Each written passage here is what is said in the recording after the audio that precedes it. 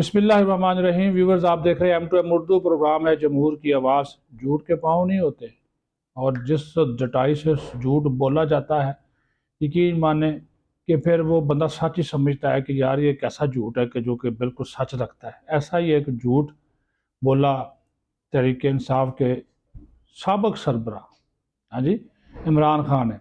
आज वो अडयाला जेल में समाअत थी ना साइफर केस की, उनसे सहाफ़ियों ने जो है वो गैर रस्मी गुफ्तगू की। तो उसमें मसूफ देखे कि अंदाज़ा करें कितना झूठा झूठा इंसान है। कहता है जी, ये जो मैं बुशरा बीबी है, मैंने तो इसको देखा ही निकाह के बाद था। मैं इससे मिला ही नहीं था, और मैं इसको जानता, मैंने इसको देखा भी नहीं था।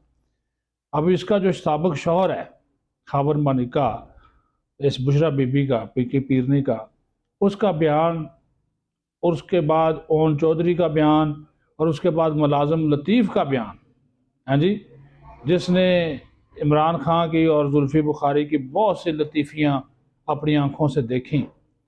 तो वो तो इनकी इची बीची का जो है वो वाक़फ़ है। और आज मसूफ़ कहते हैं कि जनाब मैंने तो बुशरा बीबी को निकाह के बाद देखा था, खुदा का खौफ करे। इतने बड़े झूठ बोलते, और इस झूठ को बोल बोल के इससे जो नौजवान नस्ल है उसको ख़राब कर दिया है जी। ऐसे झूठ जो है इसने जनाब वो गढ़े हैं, बोले हैं कि बंदा जो है वो क्या वो इसके ऊपर बात करे कि शर्म आती है कि इतना बड़ा लीडर होकर और इतने बड़े वो फिर कहता जी मैं जेल में रहना इबादत है और मुझे कोई तकलीफ नहीं है, दुख नहीं है, ये इबादत है। हालांकि रोज मेहनत तरले करता है कि मुझे इधर से निकालो। अपने वकीलों को भी गालियां देता है, लड़ता है कि तुम क्या कर रहे हो, तुम मुझसे पैसे लिए जा रहे हो, फलां लिए जा रहे हो। पार्टी 10 अरब में भेज दी बैरिस्टर गौहर को, वो पीपल्स पार्टी का जल्ला निकला। और अभी जो है सब वसूल और ये और ज़ाब्ते, बहुत, मैं कहता हूँ कि सब कुछ लोग सबक सीखते हैं, लेकिन इसके अंदर तकब्बर, गुरूर, अनाज, झूठ बहुत ज़्यादा। 1 करोड़ नौकरियां दूंगा, 50 लाख घर बनाऊंगा, रियासत मदीना बनेगी, तब्दीली आएगी, इनकलाब आएगा, ठीक है जी। और फिर उसके बाद ये सब यहाँ पे दूध की नदियाँ बहेंगी। क्या हुआ? कुछ हुआ? कुछ नहीं हुआ। उल्टा मुल्क की तबाही करके जो है चला गया, इदारों को तबाह कर दिया। ये बातें इस वजह से कर रहा हूँ कि जो इंसान झूठ बोले और झूठा आदमी आपका लीडर हो, और ये यूथी है उसके पीछे लगे हुए हैं, फिर भी कि जनाब ये बड़ी जी क्या बात है जी, वो ये, और वो आज भी वहां पे बैठा कह रहा है कि जब भी इलेक्शन होंगे पीटीआई जीतेगी। अभी पीटीआई कैसे जीतेगी? जो पीटीआई के अंदर मौजूद ही नहीं, वो कैसे जीतेंगे? वो तो छोड़ के जा रहे हैं। तो जब से बैरिस्टर गौर को बनाया है ना, उसके बाद से ये छोड़ने वालों की तादाद में तेजी से इजाफा हो रहा है। कोई इस्तेहकाम में जा रहा है, कोई नून लीग में जा रहा है, कोई खटक के पास जा रहा है, तेजी से जा रहे हैं। सारे परिंदों की जो है वो सियासी परिंदों की दौड़ लगी हुई है। उनको पता चल गया कि भाई इसने तो हमें लिफ्ट ही नहीं कराई। अब बेचारा शाह महमूद कुरैशी जितना मर्जी कहता फिरे, आज उसे कहता जी मुझे ओहदे की जरूरत नहीं। उसने तो अपने आप को महात्मा गांधी बनाकर पेश किया। उसने कहा जी महात्मा गांधी के पास कौन सा ओहदा था, तो मैं भी उस ओहदे पे फायज हो चुका हूँ, तो मुझे भी ओहदे की जरूरत नहीं है। और अब पीटीआई मेरे दिल में उतर गई, हालांकि दिल से वो गालियाँ निकालता है इमरान खान को, आप यकीन माने। तो मैं कहाँ फंस गया हूँ? ना इधर के नहीं रहे, उधर के रहे। वो बेचारा प्रेस कॉन्फ्रेंस भी करके जाए तो किधर जाए? तो वो भी अपने आप को अब वो समझता है जी मैं तुझे उसको नहीं बनाया, ना वाइस चेयरमैन रहा।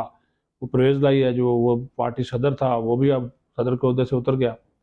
तो अभी तो जो भी है ये गौहर नायाब हैं, वो जो अपनी वारदात जो है वो डालेंगे, टिकटें शिकटें भी वही देंगे। तो ये सिलसिला चल रहा है। दूसरा, जिस तरह के पार्टी इलेक्शन करवाए, एक मरतबा फिर उसने बरह रास्त रबता किया, उसने अकबर एस बाबर ने बिला वास्ता, डायरेक्ट नहीं बिला वास्ता इनडायरेक्ट रबता किया।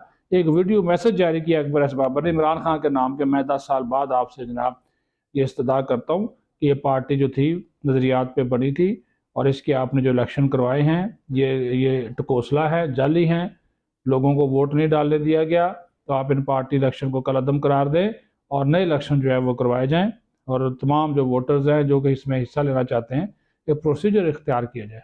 आप वो अहमद बलाल महबूब हैं पिलडैड के सरबरा, उन्होंने एक बड़ी ज़बरदस्त बात की है, उसको जो है वो जुटाया नहीं जा सकता। वो बड़ा उन्होंने एक काबिल गौर नुकता उठाया। उन्होंने कहा कि जब पीटीआई के पास रजिस्टर्ड कारकुनों की तादाद 40 लाख है, जिसका भी दावा करते हैं कि ये 40 लाख इनके वोटर हैं इनकी पार्टी के, तो उन 40 लाख वोटर्स को मौका क्यों नहीं दिया गया कि वो अपना वोट डालें?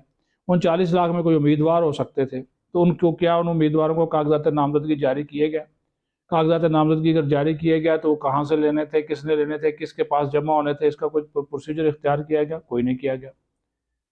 तो जब ये इस किस्म की बातें हैं, इस किस्म के मामलात हैं, तो फिर जनाब वो उन्होंने कहा कि इलेक्शन कमीशन को इसका नोटिस लेना चाहिए, इस तमाम मामले का इलेक्शन कमीशन को नोटिस लेना चाहिए कि जनाब आप ये किस तरह के इलेक्शन जो है वो आप करवा रहे हैं कि जनाब ये विद इन आधा घंटे के अंदर अंदर जनाब वो चेयरमैन भी बन गए और पार्टी के सूबाई सदूर भी बन गए, और जानबूझकर जो लोग साने 9 मई में मुलव्वस थे उनको ये जिम्मेदारियाँ दी गई, उमर अय्यूब, यास्मीन राशिद, ये बाकी यानी बादल शेख हैं, वो गंडापुर, अली अमीन गंडापुर, उसको जो कि मुलव्वस हैं, ताकि ये रियासत और इस्टेब्लिशमेंट को मज़ीद जो है वो अपने ख़िलाफ़ किया जाए, तो गुस्सा चढ़ाया जाए कि देखें जी मैं तो आप लोगों की बातों को मैं बिल्कुल वो जनाब किसी खातर में नहीं लाता। बहरहाल जी, पाकिस्तान है, पाकिस्तान में सियासत चल रही है, इमरान खान की ये पार्टी भी चल रही है, कब तक चलती है देखना पड़ेगा। लेकिन जिस तरह झूठ के पाँव नहीं ना होते, इसी तरह ये तहरीक इंसाफ के भी पाँव नहीं है, इनकी भी ज़मीन इनकी इस जमात के नीचे से सिरक रही है मुसलसल, और ये गौहर नायाब जो है ये किसी वक्त भी अपनी जो नायाबी है उसका एक मुजाहरा करके हो सकता है कि इस PTI के ऊपर भी बहुत ज़्यादा खुदकश हमला आवर जो है वो साबित हो। अपना ख्याल रखें, बहुत शुक्रिया।